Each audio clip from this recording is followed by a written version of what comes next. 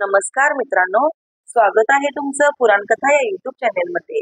तर आपण आजच्या व्हिडिओमध्ये पाहणार आहोत की संत तुकाराम महाराज निराभिमानी, करुणाकार आणि क्षमाशील वृत्तीचे कसे होते। तर ते आपण पाहणार आहोत एका छोट्याशा कथेतून। चला तर मग, जर कथा ऐकण्यापूर्वी जर चॅनेलला अजून सबस्क्राईब केले तर चॅनेलला सबस्क्राईब नक्की करा आणि हा व्हिडिओ शेवटपर्यंत बघा, जेणेकरून तुम्हाला सर्वांना समजेल की संत तुकाराम महाराज निराभिमानी, करुणाकार आणि क्षमाशील कसे होते। चला तर मग आपण व्हिडिओकडे वळूया। महाराष्ट्रात समर्थ रामदास स्वामी नावाचे प्रसिद्ध संत होऊन गेले। त्यांच्याजवळ आंतरिक आणि बाह्य या दोन्ही प्रकारचे वैभव होते। या उलट संत तुकाराम महाराज साधे सुधे आणि सरळ स्वभावाचे संत होते। ते अतिशय संयमी आणि तपस्वी जीवन जगत असत। त्यांच्या एका शिष्याने अविचाराने केलेली कृती आणि संत तुकाराम महाराजांची क्षमाशीलता याविषयी जाणून घेऊया। संत तुकारामांच्या भजनी मंडळातील एका शिष्याने पाहिले की समर्थ रामदासांच्या मठातील लोक पुष्कळ मजेत राहतात, ते चांगले कपडे घालतात आणि हलवापुरी खातात। समर्थ छत्रपती शिवाजी महाराजांसारख्या राजाचे गुरु आहेत म्हणून त्यांच्याकडे पुष्कळ धन आणि वैभव आहे आणि त्यांच्या शिष्यांनाही पुष्कळ मान मिळतो, परंतु आमचे गुरु तुकाराम महाराज यांच्याजवळ तर काहीच नाही, न हलवापुरी न गाद्या। तुकाराम महाराजांच्या जवळ काहीही सुविधा नाही असे तक्रारात्मक चिंतन करत तो शिष्य समर्थ रामदासांच्या मंडळाकडे आकर्षित झाला आणि तुकारामांचा तो शिष्य समर्थांकडे गेला। समर्थांना नमस्कार करून म्हणाला, महाराज, मला आपल्या शिष्याच्या रूपात स्वीकार करावे। मी तुमच्या मठात राहीन आणि कीर्तन सेवा करीन। शिष्य व्हायचे असेल तर तुकाराम महाराजांनी केलेली माळ आणि मंत्र परत देऊन त्यांचा त्याग केल्यास तुझा गुरु होईल, असे समर्थांनी सांगितले। समर्थ म्हणाले, तू यापूर्वी कोणाचा शिष्य होतास? शिष्य म्हणाला, संत तुकाराम महाराजांचा।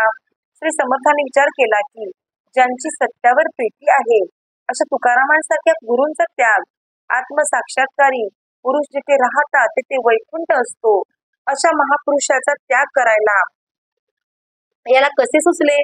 तेव्हा समर्थ म्हणाले, संत तुकाराम महाराजांचा शिष्य असताना मी तुला मंत्र कसा देऊ शकेन? माझ्याकडून मंत्र घ्यायचा असेल, जर माझा शिष्य व्हायचे असेल तर तुकारामांची माळ परत देऊन टाक आणि त्यांनी दिलेला मंत्र सुद्धा परत देऊन ये। पहिल्या गुरूंचा त्याग कर, मग मी तुझा गुरु होईन। सत्य समजवण्यासाठी समर्थ असे म्हणाले होते। तो तर खूप खुश झाला, आताच तुकारामांचा त्याग करून येतो आणि त्यांनी दिलेला मंत्र आणि माळ त्यांना परत देऊन येतो। तर बघा, यामध्ये आपल्याला तुकारामांची निराभिमानता लक्षात येते। शिष्य म्हणाला, जेव्हा शिष्य तुकाराम महाराजांच्याकडे जातो तेव्हा शिष्य म्हणाला, महाराज, आता मला तुमचा शिष्य म्हणून राहायचे नाही। तेव्हा तुकाराम महाराज म्हणतात, मी तुझा शिष्य म्हणून स्वीकार केला केव्हा? अरे बाबा, तू स्वतःहून आला होतास। मी कुठे तुला पत्र लिहून बोलावले? मी कधी तुला बळजबरीने माळ घातली होती? माळ तर तू स्वतःच तुझ्या हाताने घातली होतीस आणि माझ्या गुरूंनी जो मंत्र दिला तोच मी तुला सांगितला होता, यात माझे काहीच नाही। तेव्हा शिष्य म्हणाला, महाराज, मला तुमची माळ नको। तेव्हा महाराज म्हणाले, नको असेल तर तोडून टाक। शिष्य म्हणतो, बघा, तो शिष्य जो आहे तो माळ लगेच तोडून टाकतो। महाराज, आता तुमचा मंत्र सुद्धा घेऊन टाका। तुकाराम महाराज म्हणतात, मंत्र माझा नाही, माझ्या गुरुदेवांचा मंत्र आहे। बाबाजी चैतन्य यांचा प्रसाद आहे, माझे तर काहीच नाही। दुसरे गुरु करायचे असल्यामुळे मला तुमचा मंत्र नको, असे शिष्याने सांगितल्यावर तुकाराम महाराजांनी मंत्र म्हणून दगडावर थुंकायला सांगितले आणि तसे केल्यावर महाराजांच्या संकल्पाने मंत्र दगडावर उमटला।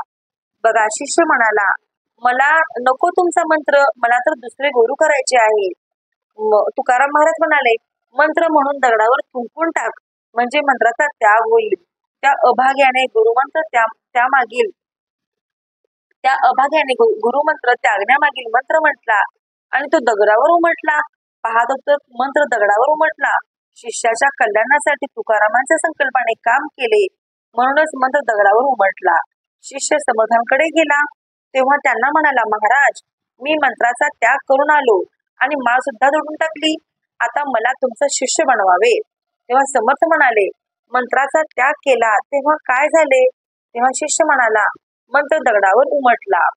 तेव्हा समर्थ म्हणाले, असे महान गुरुदेव ज्यांनी दिलेला मंत्र दगडावर उमटला, दगडावर सुद्धा त्यांनी दिलेल्या मंत्राचा प्रभाव पडला, परंतु मूर्खा, तुझ्यावर काही परिणाम झाला नाही, तर माझ्या मंत्राचाही तुझ्यावर काय प्रभाव पडेल? तू तर दगडापेक्षाही निरुपयोगी आहेस. मग येथे काय करशील? हलवापुरी खाण्यासाठी साधू बनलास काय? तेव्हा शिष्य म्हणाला, मी माझ्या गुरूंचा त्याग केला आणि तुम्हीही मला वाऱ्यावर सोडले. तेव्हा समर्थ म्हणाले, तुझ्यासारखे अधांतरीच राहतील. तुझी लक्षणेच अशी आहेत. तुझ्यासारख्या गुरुद्रोह्यांना मी शिष्य बनवीन. मला काय अपराधी बनायचे आहे? तेव्हा शिष्य म्हणाला, महाराज, कृपा करून माझा स्वीकार करा. समर्थ म्हणाले, नाही, हे शक्य नाही. तो शिष्य पुष्कळ रडला, त्याने गयावया केली. तेव्हा समर्थ म्हणाले, संत तुकाराम उदार आत्मा आहेत, त्याच्याकडे जाऊन माझ्या वतीने प्रार्थना कर की समर्थांनी नमस्कार सांगितला आहे आणि सांग मला क्षमा करा. समर्थांनी पाठवले आहे म्हणून तुकारामांनी परत माळ दिलेली आहे बघा. तो तुकाराम महाराजांकडे जाऊन प्रार्थना करू लागला. तुकाराम महाराजांनी विचार केला की समर्थांनी पाठवले आहे, तर मी नकार कसा देऊ? तेव्हा तुकाराम महाराज म्हणाले, बरे बाबा, तू आला होतास, तूच माळ मागितली होतीस, मी दिली, ठीक आहे. नंतर तूच माळ तोडून टाकलीस, आता पुन्हा तूच आला आहेस, तर पुन्हा देतो. समर्थांनी पाठवले आहे तर अडचण नाही, समर्थांचा जय जयकार असतो.